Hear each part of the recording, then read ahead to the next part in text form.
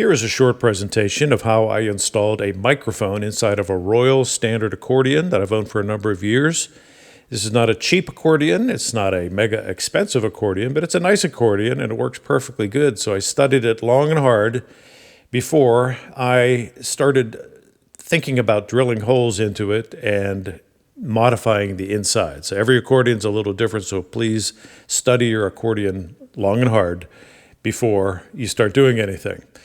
After my study was done, I figured I need to get a microphone core element that looks like this thing here. I ordered it off the internet, cost about $10. A little bigger than I was hoping it would be. Thought it would be a little more compact, but that's how big it is. So I figured I have enough space on the bass side of the accordion. So I took the pins out of my accordion.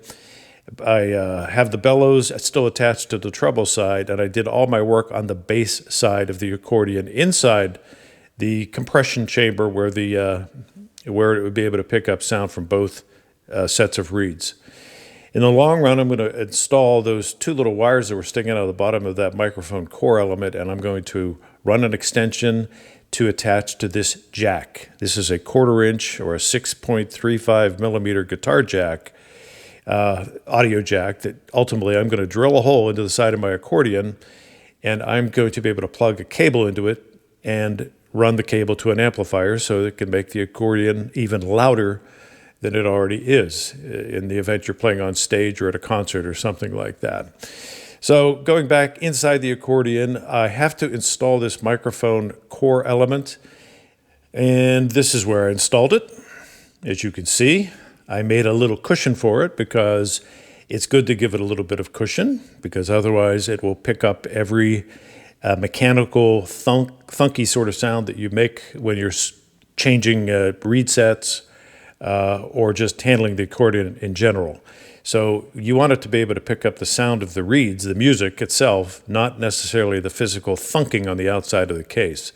So that's why I very comfortably made a little bed for it, and I used a series of electric tape to go ahead and secure it into place so that it won't fall apart and rock around and come loose.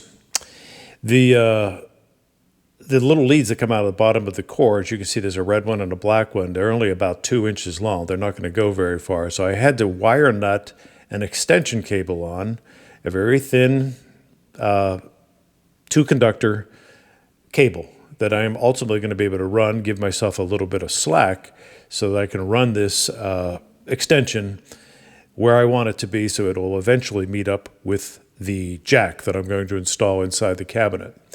Here's another view, a side view. As you can see, again, it's just the core electric taped to one of the reed blocks without interfering with the actual reeds itself, and the two little leads wire nutted to the extension cable. Yet another view. As you can see, I have plenty of slack. Now eventually I'm going to have to secure that to the bottom of that reed block and then drill a hole right there. See, the little arrow magically appeared. That's where I drilled my hole. Then it's just a matter of pulling the cable through the hole, pulling all of the slack out of the cable. We don't need all that extra cable there laying around, and pulling it through, and then getting ready to solder it to that phono jack, that audio jack that we had showed you earlier.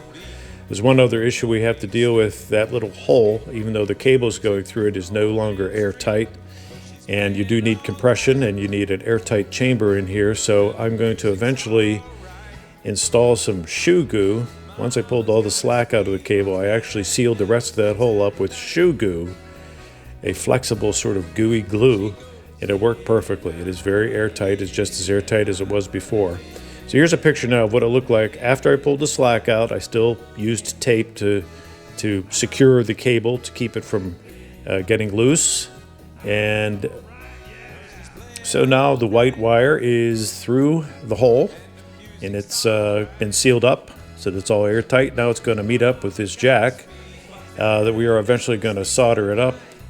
But first of all, you have to drill a hole into the side of your accordion this wide, just wide enough to get that threaded part of the jack through the side of the cabinet.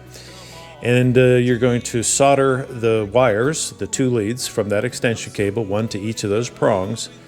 And you'll be set to go. So where to drill the hole? In my case, I determined right here. This is on the bottom side of the bass portion of the accordion. And I figured that's not going to interfere with anything. As you can see here, there was plenty of room inside the cabinet.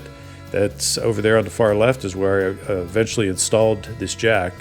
Right there, you can see the wires have been soldered, the hole was drilled, I poked it through, I attached the washer and the nut, and I cranked it down nice and tight. I plugged a cable into it.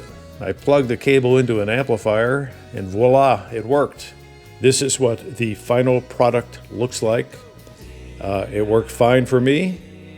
Every accordion is different. I own a few of these. This exact methodology and placement may not necessarily work on my other accordions, although I don't know if I'm going to actually mic up my other accordions. But hopefully this gives you some ideas of where you can install a microphone and where you can route the cabling and install the jack. Hopefully this was of help to you.